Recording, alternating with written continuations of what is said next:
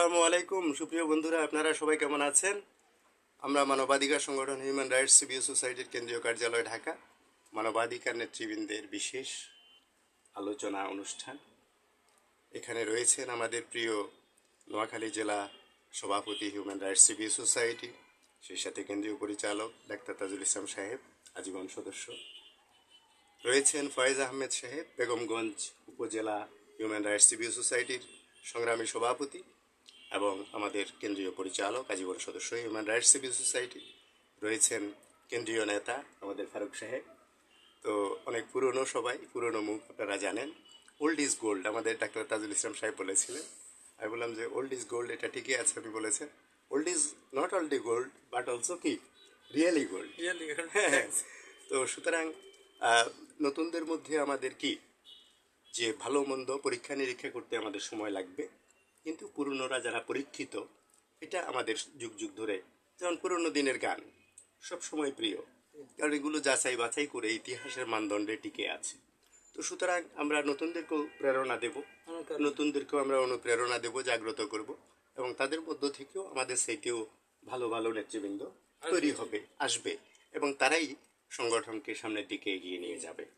এই কারণে প্রবীণদের প্রতি, পুরনোদের প্রতি আমাদের যেমন শ্রদ্ধা ভালোবাসা, তেমনি নবীনদের প্রতিও আমাদের স্নেহ মায়া মমতা ভালোবাসা রাখতে হবে। আর এখানে কর্মের যুগ, তাই না?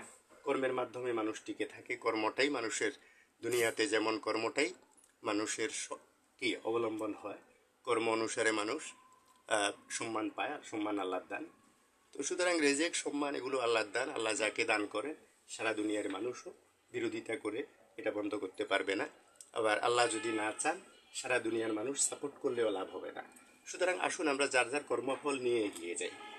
মানবাধিকার সংগঠন হিউম্যান রাইটস সিভিল সোসাইটি বর্তমানে শীতবস্ত্র বিতরণ করছেন, এবং আমাদের ডাক্তার তাজুল ইসলাম সাহেব, আমাদের ফারুক সাহেব, ফয়েজ আহমেদ সাহেব, মানবাধিকার নেতারা, আরও যারা আপনারা রয়েছেন, প্রত্যেকেই যার যার অঙ্গনে বিতরণ করছেন, এগুলো রিপোর্ট দিচ্ছেন।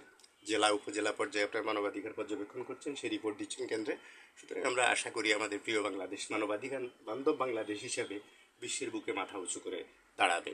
কারণ দল যার যার, পার্টি যার যার, ধর্ম যার যার, মানবাধিকার কিন্তু সকলের।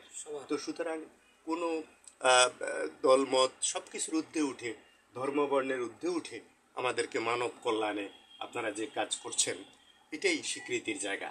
সুতরাং আলহামদুলিল্লাহ, আপনাদেরকে অনেক অনেক ধন্যবাদ জানাই আজকের প্রোগ্রাম বিশেষভাবে সফল করার জন্য। সেই সাথে ডাক্তার তাজুল ইসলাম সাহেব, আপনি শুভেচ্ছা জানান। আসসালামু আলাইকুম।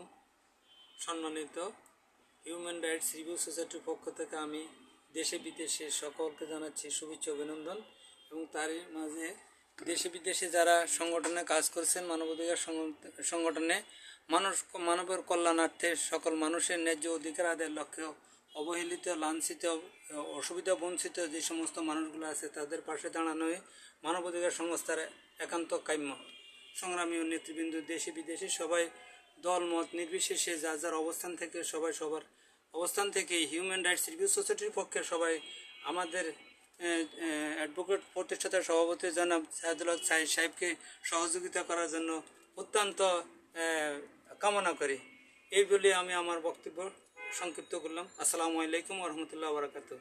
ফয়েজ আহমেদ সাহেব আপনাদেরকে শুভেচ্ছা দেবেন, এবং তিনি যে সভাপতি সাহেব যে শুভেচ্ছা দিয়েছেন, নোয়াখালী জেলা সভাপতি, সেই শুভেচ্ছাটাই উনি একান্ত কি মতামত দিয়েছেন, যে একমত পোষণ করেছেন।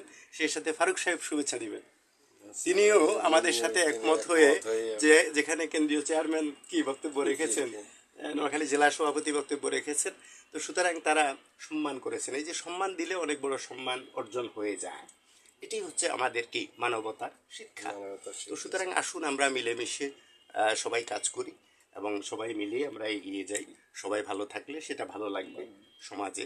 কারণ কেউ যদি অসুবিধায় থাকে, আমরা যদি 10টা কাজ করি, আমরা 9টা কাজে সফল হলে আমরা যেমন আনন্দ পাই, তৃপ্তি পাই, কিন্তু একটা কাজে ব্যর্থ হলে আমরা দুঃখ পাই, এবং সেই দুঃখটা কিন্তু ভোলা যায় না।